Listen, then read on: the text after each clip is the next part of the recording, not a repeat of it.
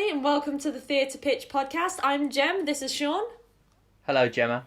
This is Joe. And together we all make up Ofit D Productions, and in this podcast we have taken a random online encyclopedia article and we have individually created pitches for how we would stage that article as a theatre show, and we're going to pitch them to you, to each other, and then at the end we're going to kind of smoosh them together to come up hopefully with a hopefully coherent theatre show, and that is the Theatre Pitch podcast. So, Joe. You did it. I did it. I did the intro. Yay! Joe, handing over to you, since you picked this week's article last week, would you like to give us a summary that is usually summarized at the top of these articles? I would, and this week's article is List of Terms Related to an Average Person. As the name of the article suggests, it is a list of terms from around the world that suggest to you the average person, the everyman, the average Joe, the man on the Clapham Omnibus, or indeed, Inaki, Jan Mat de Pet, Marko Markovic. I could keep going. There are so many. There really Hang on, didn't he used to play up front for Liverpool? What, Marko Markovic? Possibly. My favourite one actually comes shortly after this, which is Petar Petrovic, which I like to imagine is what in Bosnia and Herzegovina they call Spider-Man. Well, I started to notice as I was going through the list just how many characters in TV shows clearly the writers gave up and just went, we'll call them everyman but in a different language. Novak being a very common one I've seen. Yeah. So, of the list of terms related to an average person, who would like to pitch the theatre show List of Terms Related to an Average Person first? I think you should. I went first last week, didn't I? You did? Yeah. Yeah. I think you should, because you went on a bit of a rant last week, so I feel like we should get it out of the way. Me? Yeah. Fair enough. My idea is really quite simple. Yeah, of course it is. Here we go. It really is. I pitched it to a friend and they were like, "Is that it?" And I was like, "Pretty much." So my pitch, my show, my interpretation of this list is it's a murder mystery on a bus. So the audience have to fit somebody. It's called Who Killed John Doe? Because John Doe is one of the names that is given to an everyman. It's called Who Killed John Doe? You've got to figure out who John Doe is. Who is Joe Bloggs, the person who killed the Mr. John Doe, and various different things like that. I was kind of thinking that each character would be the everyman.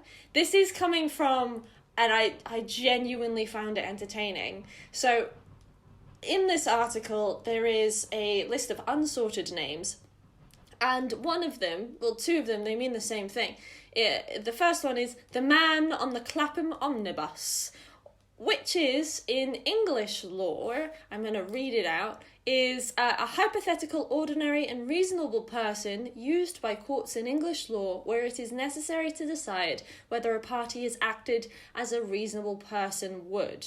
So that made me think lore, that made me think, okay, let's play on that idea of how to see who is being the normal person, and I just thought, who doesn't love a murder mystery? So it's a murder mystery, but it's on a bus, because it's on an omnibus from Clapham. The other one that means basically the same thing is man on the Bondi tram, which is the Australian version. I learned a lot with this article. It was useless knowledge that's never going to come into any kind of helpfulness. But murder mystery on a bus. That's pretty much as far as I kind of got. Okay, and like, how does he kill him? Is it like in a very like average way? Yeah. I think it's a case of like we then go into it. It's I feel like it's everybody's stuck at the bus terminal and nobody can leave until we find out who Killed John Doe. And how he died. I assume that everyone used this Wikipedia page. Oh, I said it. Use this online encyclopedia page like one of those memes where it's like, tag yourself, of going through to find who your character would be out of the various average people. And I thought I'd just like to say, Jem, that if we pick your idea, I've chosen my character for this, and it is from the Polish section, Statystycznie Kowalski, or Statistical Kowalski. But yeah, I thought everybody would have one of these names, because Novak's very, very prevalent across all of them. Joe is a very prevalent name as well. But yeah, kind of really, that's the one thing that I was thinking, was that we'd really play on that idea that everybody is just an everyman. And maybe if I was to get really artsy with it, like, who murdered John Doe? Everyone did, because we're all part of the everyman conspiracy. I don't know. But mainly I just wanted a murder mystery on a bus. Okay. So, like, you get on the bus. Mm-hmm. I feel like it's a bus terminal. It's after the bus journey. Okay.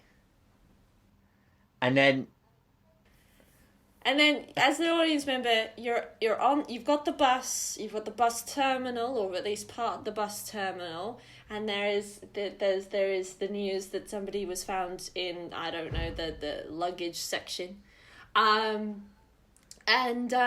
then you kind of have to figure it out. So you as the audience has to figure it out. There isn't like a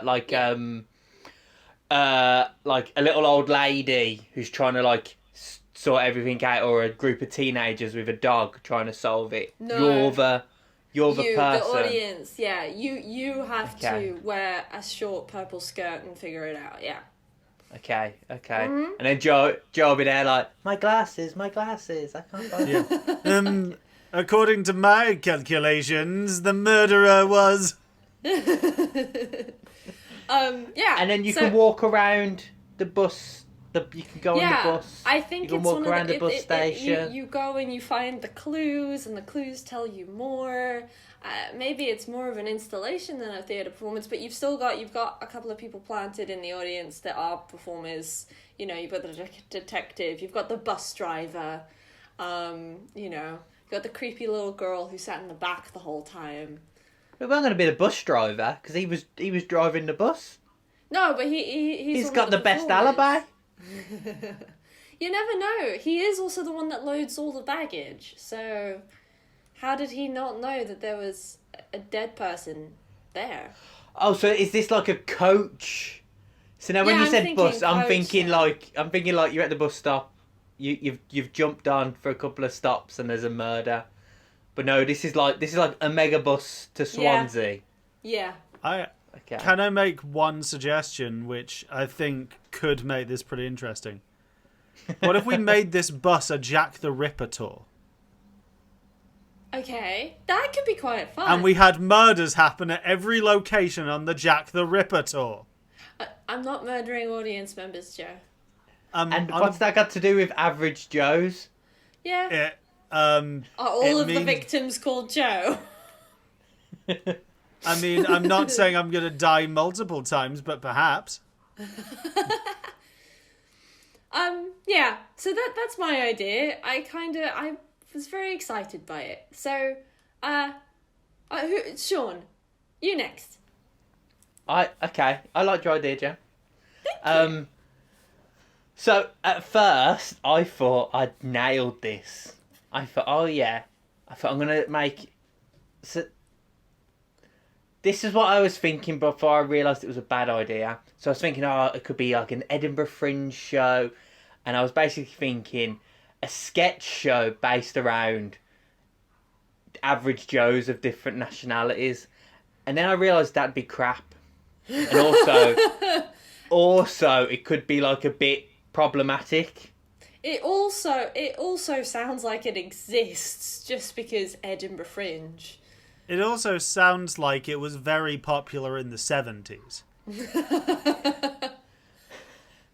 So I went no. So then I was like, Well, yesterday I was like, I need a new idea. So, okay, I went I'm a bit. ready. I went a bit like I was thinking back to uni. I was like, come on, think of some things you can rob. Right, so you know when you go to a museum, like a trendy museum, and you're walking around and you're having a look, and there's like a cool picture there. And you always like turn a corner and it's dark, and then you turn another corner and there's basically a bench and like a projection because they couldn't fill anything up for that space, so they basically just put a video there. Yeah. So that is what my show is gonna be. Okay, it's a multimedia show where it's made up of different scenes that people from around the world have contributed to. Okay. And each scene is based on what is normal in their country, but is quite odd from an outsider. So for like a British example is like for us queuing is like we just know we got it down. Other people come like what's this, or like our fixation with the weather. So like the English one would be called like I can't remember what the English version was, but like it'd be a bunch of scenes called Their Average Joe, whatever, and it's about what's normal in their country, but like not in other countries. So I had a few. So I had Groundhog Day in the USA. No one else celebrates that, but it's normal. It's normal enough there that they've made a film about it. What else did I get? Okay, this was a weird one I found out. It's quite normal to hang out in a cemetery in Denmark. Oh, okay. Good to know. In Malaysia, they point with their thumbs, apparently, according to what I've read. So they're all politicians. So they're like that. Or I don't know how they do it. The thumb, the pointing. No, but they thumb. point. They point with their thumb. So instead of doing that, like, Joe, you're an average Joe. They're like that. It's like I bite my thumb at you. Yeah. I'm still trying to wrap my head around Sean thinking it's weird to hang out in graveyards. More on that in another episode. Okay. In Japan, it's quite normal and quite polite to like slurp when you're eating. It's not considered rude. It's considered the opposite there. Yeah. So like there's some other random ones. So that's the sort of like idea. It's a performance piece from around. Exhibition. I like it. Yeah, sort of thing. Yeah. And like it's a bunch of little films named after their country's term of average person about something that's unique to their country but average to them. So is it films? It's not performers. It's films. Okay. So I'm imagining it like the Tate Modern, and you go in, you have a sit down, and there's on the screen, there's just like some Danish person reading a book on a gravestone. I like it. And then the next film is like a British guy just waiting in a queue to get into the post office and get his stamp. And then he'll talk to the person behind him and he'll go, whatever's nice, isn't it? Something like that. Yeah, I like that. Oh, for once, Sean's gone with the like really artsy idea and left me to just be like, murder mystery on a bus. But no, it's a coach. Okay, brilliant. Right, Joe. So here we go. So my pitch is based around two elements of this page. One being, I don't know whether any of you made it as far as following on to the link about Zé Povinho. No. Zé Povinho, or his name is Zé is a shortened version of Jose, so it's like saying Joe. Povinho or Povo just means people. So it's essentially Joe People. It's like saying Joe Public. And he is a cartoon character. I've never heard you say your name so much. I have a sneaking suspicion this is a pitch for Joe to be like, it's just a propaganda for everyone to preach to me. So Zé is in many ways the national figure of Portugal because he is a cartoon character who represents the working class man. He is a kindly, very humble, content person who fights against the tyranny of big business. Okay. Which, if you haven't worked out why this appeals to me yet, you don't know me. Disclaimer to any listeners who may be unaware of who Disclaimer Joe to is. any listeners, at the moment, if you are a worker, unite, for the only thing you have to lose is but your chains. And the second part of the article I wanted to focus on was the sheer amount of citations needed, notices on this page. So my idea is quite simply, I'm actually going to go for my best movie announcer voice now.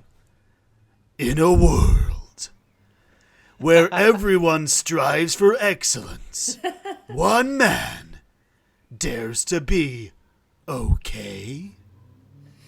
So it is essentially a movie about a near future where everyone is required to log daily citations on what they have achieved, on how they have exceeded themselves in that past day, and about one person who chooses to say, no, I'm good enough as I am. I don't need to try.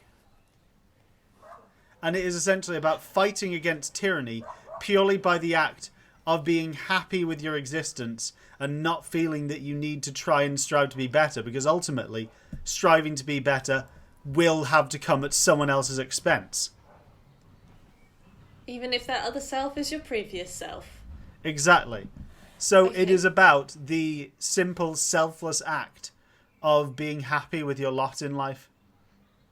And also, it allows for Sean to finally live out his dream of putting on a production of We Will Rock You, but if it had a good script. Hey, I quite liked how they managed to shoehorn in the bicycle song. I never saw that coming. You're right at the end of the show and they're like, oh, how are we going to get there? A bicycle! Okay, so is this a straight theatre play? Is it a straight theatre play. I can tell you, in fact, that in keeping with this, we're aiming to put this on at the Liverpool Everyman Theatre. Nice. Which is your classic kind of theatre where it's kind of standard stage, but with audience around three sides of it, in kind of a loop in front of a rectangle stage.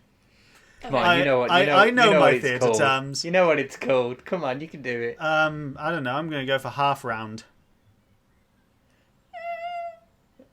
Does it have an actual name? I would have called that like a thrust. Yeah, I would have called that a thrust I don't know, stage. because it's if you look at it, it's not really got a thrust. I assume a thrust is normally when there's like a bit jutting out the front, isn't it? Well, no, it's a thrust stage. Haven't you just just means that you've described got audience on three sides of you, but you've got a flat on your back. Ah, okay. I always thought thrust was like if the stage was like. No, that can be catwalk, or I mean, it can be thrust, but thrust tends to be describing the audience alignment and relationship to you as a performance. Education with Jem. If anyone else at home also didn't do a drama degree, today you learnt. I do like. I quite like round, calling though. it half round. It sounds much better. Yeah. I feel like Well, that that's is kind a of what thing. it is. It's a semicircle of audience seating. Okay. I'm going to double check this, and if me and Jem are wrong, I'm cutting it out. If you are wrong, you can just cut in the bit of you correcting me in a few minutes anyway. Yeah. But yeah, so yeah. my idea is it's a kind of more of a traditional play, as I often end up pitching.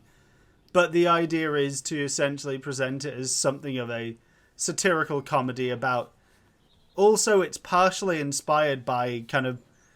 I don't think I'm saying too much time this to say that this is being recorded currently in lockdown. And the almost incessant way that some people talk about how productive they are in lockdown.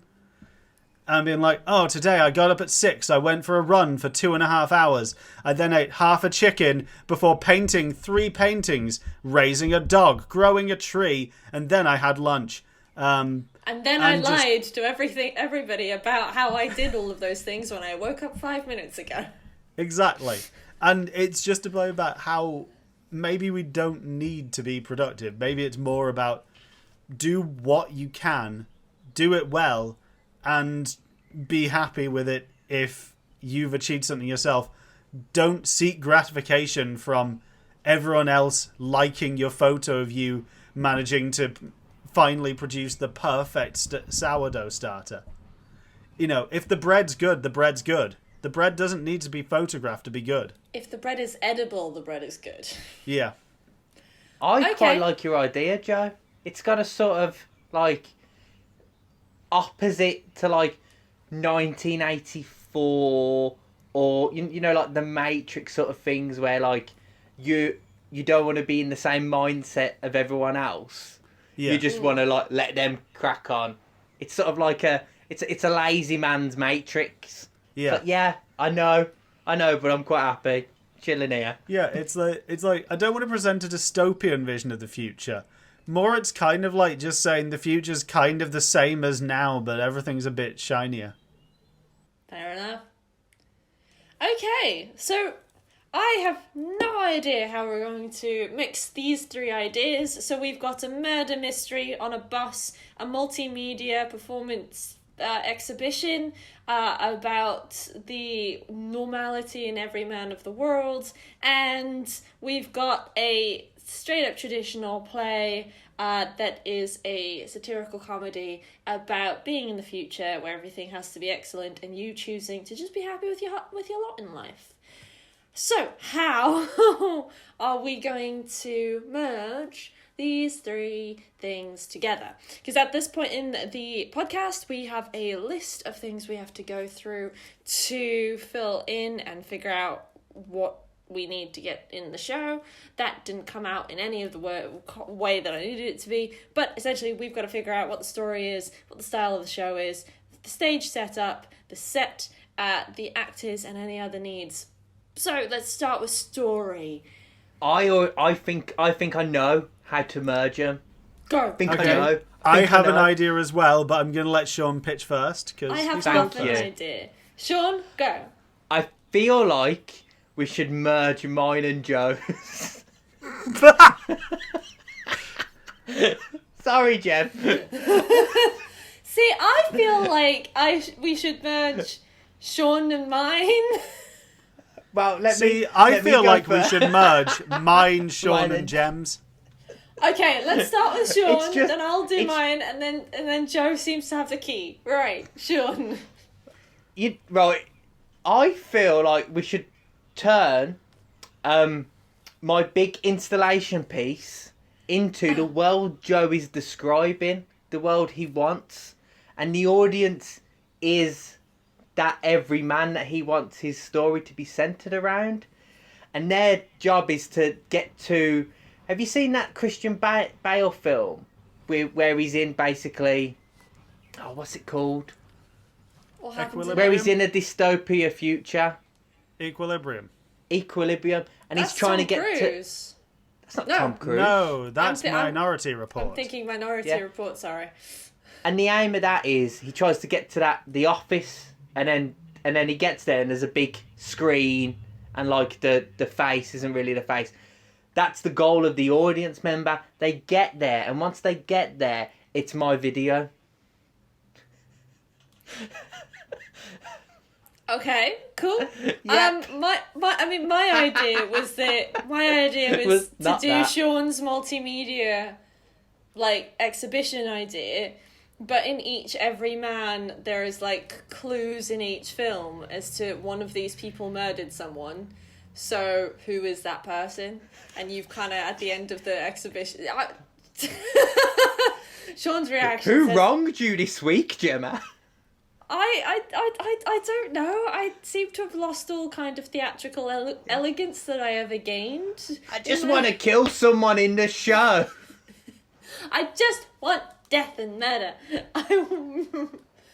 Carry Okay. on. Okay, so Yeah. one of them's a murderer. Okay. Yeah, one of them's a murderer. So the audience have to watch these films of like... Though I feel like that's kind of problematic because I feel like it opens the door for people to be outwardly racist. Yeah. So let's move on to Joe's idea as to how we can potentially smush these together. So my idea is that for Sean's element of it, we actually produce Sean's element in its entirety and transform the space in the kind of waiting areas before they go into the theatre into this installation. So that there are all these screens going on. It's viewable outside of the hours as well of this, and it is made into part of it. And we basically transform the space into kind of this clinical white zone of just screens where there's all these things showing about different people and saying about kind of all these different places over the world and kind of presenting it almost as if it's like this is a room filled with propaganda about unity from around the world in this future universe. Okay. Then, And they're the characters in your show.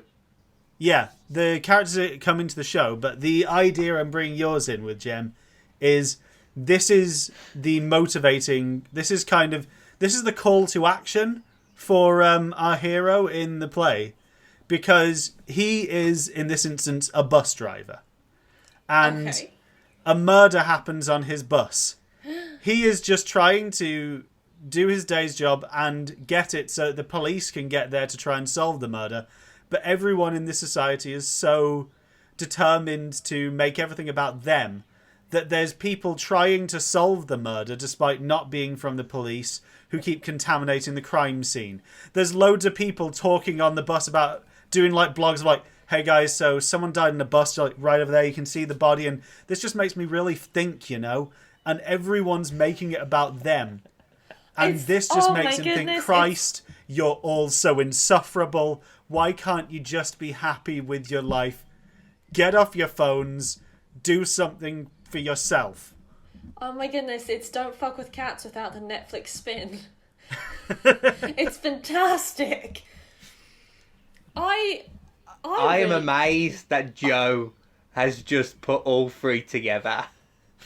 Yeah. It's brilliant. It's brilliant. It's okay. I like that. You're going first next week, sir. Well, it would be my turn. Okay, so that's the I'm really impressed because, like, I was thinking, like, how are we going to get a bus into this? I was thinking, how are we going to get murder into this? Because both of you have gone for, like, quite feel-good messages and quite, like, positive things. Yeah, but you know it's me. I can find a way to turn anything into something that starts with a murder. Yeah. Like, I do genuinely admire that talent of yours. usually my positive endings are just because no one's died. In this instance, it's just because no one dies apart from at the beginning. Okay, so that's the story and the style. So the style of the show, interactive?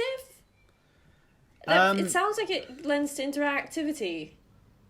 The start bit is... You know that I'm never going to argue for full interactivity because I fully believe audiences should be seen and not heard.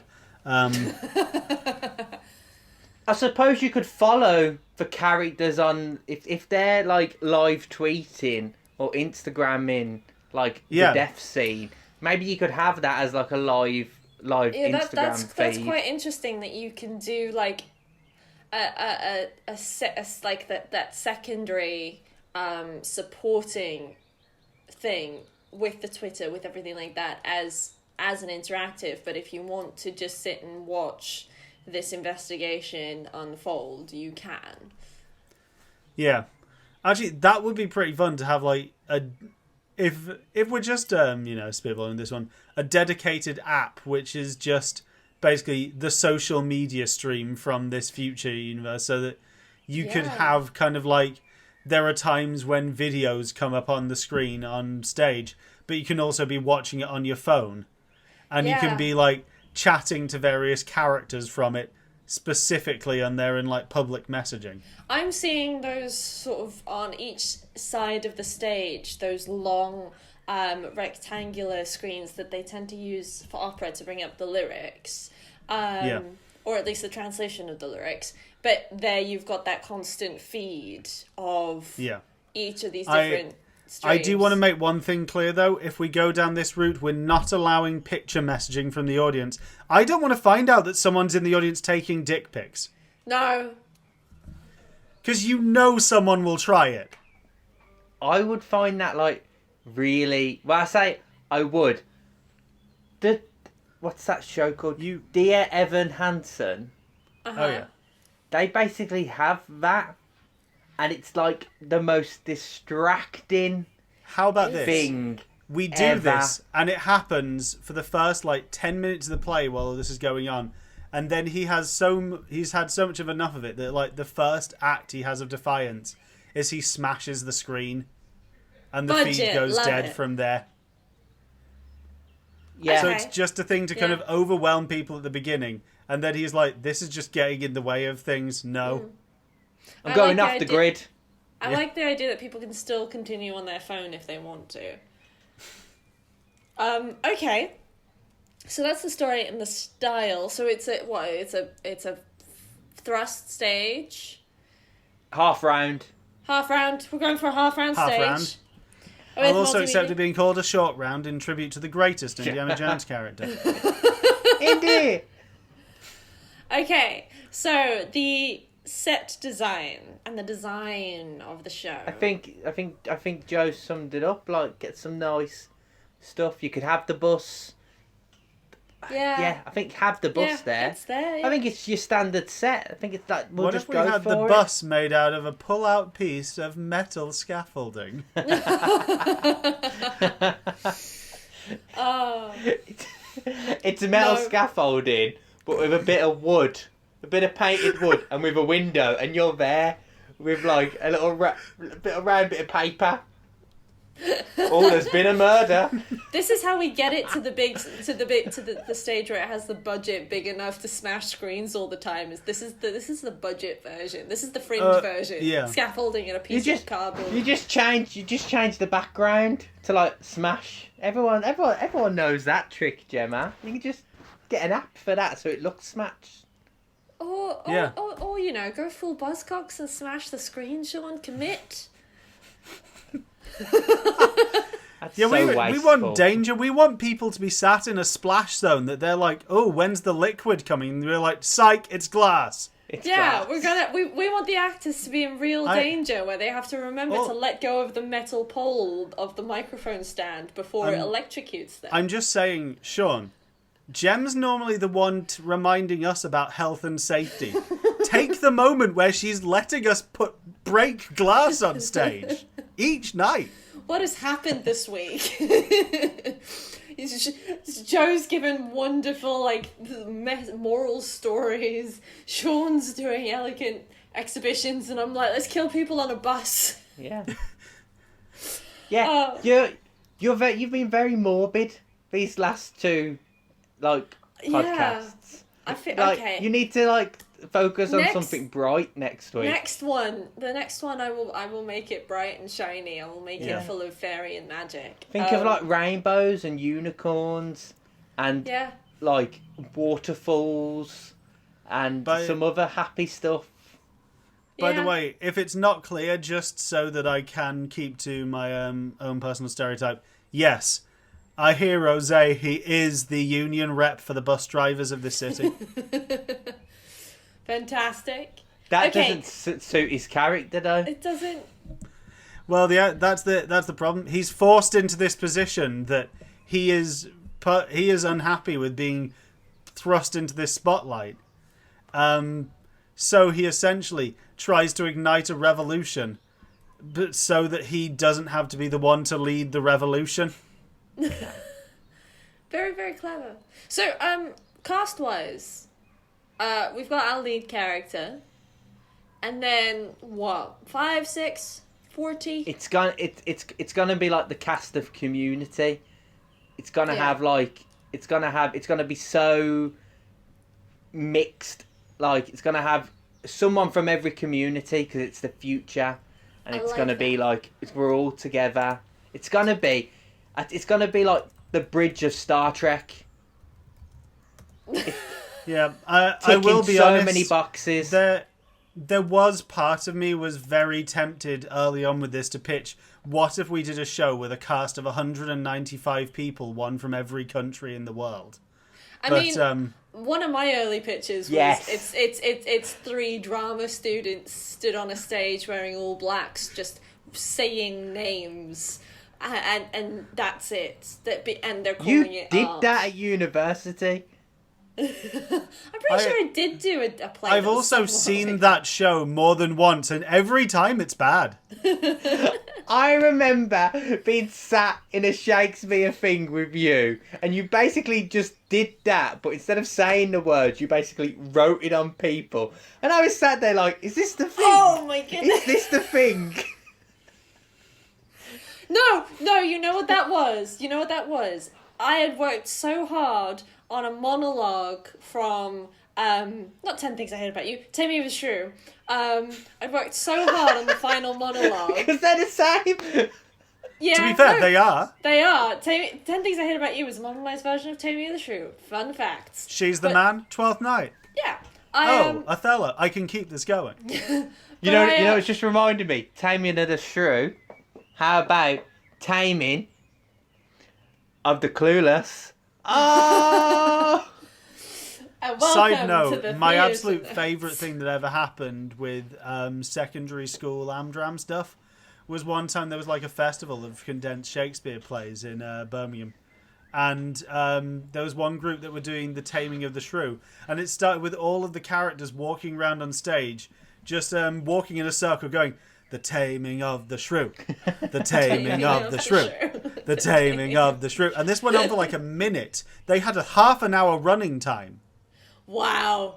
They're spending some time on that. No, going back to my version of Taming the Shrew, I'd worked really hard on the monologue to wake up that morning and have lost my voice. I couldn't get 3 words out without coughing and spluttering everywhere. So my director and I stood there going, what are we going to do? And we went, let's be theatre wankers about it and just write the monologue on people's arms, whomever may come near me.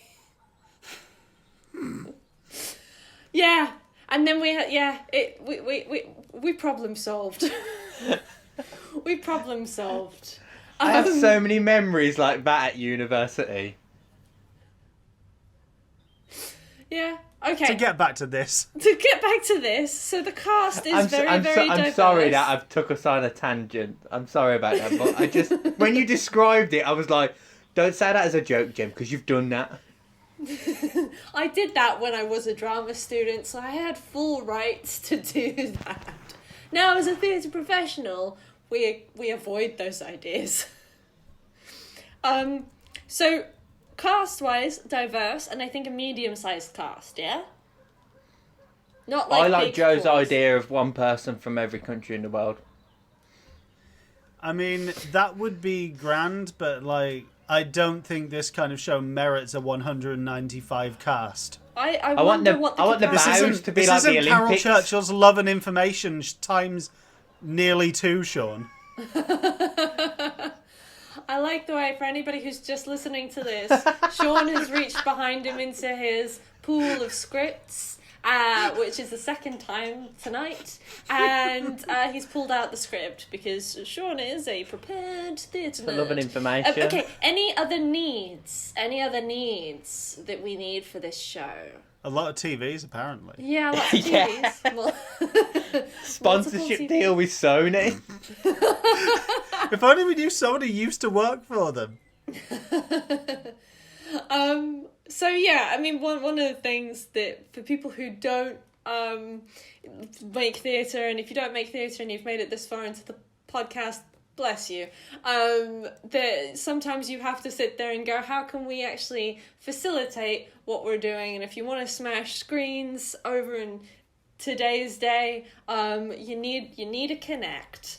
So to be fair, there is always the option of he goes over to it, swings the bat, blackout, glass smash sound, cut to next scene. And this is how we do it in theatre. Okay. So any other needs? Well, we're going to need to spend some time on putting together Sean's installation because I really want to include that. I think it was a nice idea. I think that'd be a great way of kind of building something, of making it into more of an event than a show. Yeah, it feels like something where you'd be like, oh, this separates it from just another theatre show. Yeah. I like it. Okay, so what are we going to call it? List I had of a good terms idea. Woo! You had a good idea. Woo! I still quite like the title of List of Terms Related to an Average Person. It says nothing about what the show is about. It's either that or call it what my other one of Citations Needed. I like that. Oh, I like that. Done.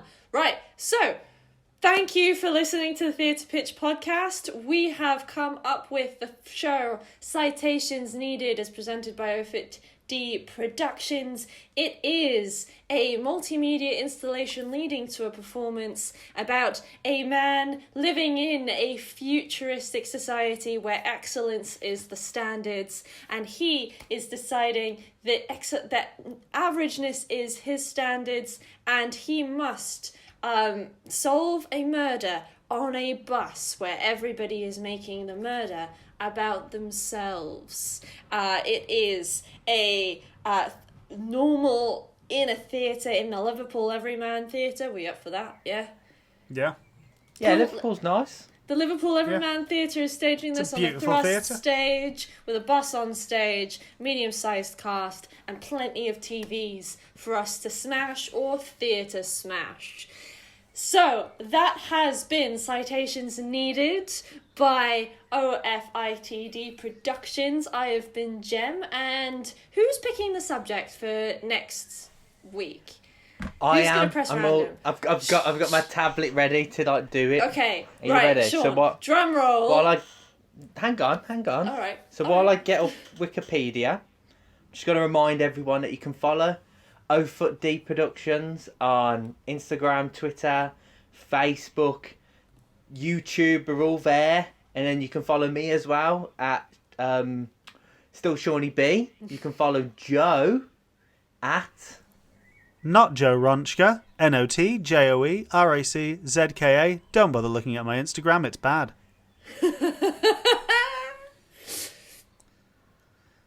And you can follow Jem Sean's at... forgotten and then you he's can follow presenting for a Gemma second. as well. I was looking for the random button, sorry. Yeah, you can also follow me. Hi guys, I'm at OFITD_Jem. That's Jem with a J. And having just decided this after you said the phrase Theatre Smash, you can also listen to me on my new podcast I'll be starting, Theatre Smash, where every week we turn a different issue of the Hulk into a stage show. It's brilliant. Right, Sean, have you got the article? Yeah. Oh no. Oh no. It's a good one. Just tell us. Okay. Pull the band-aid Next off. week, next week, our theatre show is going to be based on Canada's Next Top Model Season 3. Holy... Brilliant, and I've got to put unicorns in that show. let's see how I can get union politics into this one. Oh. So, join us next week. Thank you so much for listening. You've been a wonderful audience, especially if you've made it this far. But thank you so much for listening. It's been Jem, Sean, and Joe from OFD Productions. Sorry. I've just read what the first episode's called. It's called Episode 1, Ice Baby Ice. Oh, this is going to be fun. So next week, join us for the next episode next week it's all about Canada's Next Top Model, Season 3, including the title of Episode 1. But until then, don't forget to like, comment, and subscribe, and also put in the comment section if you preferred any one of our individual pitches, or if you think that our final pitch was something that you want to see. And indeed, if you've got a better idea and a better response to list of terms related to an average person, the online encyclopedia article, if you've got a better response, give it to us, let us know about it, and maybe we'll have you on. But until then, like, comment, subscribe. Thank you so much for listening, and see you later in the next one. Bye! Bye. Bye-bye. Bye.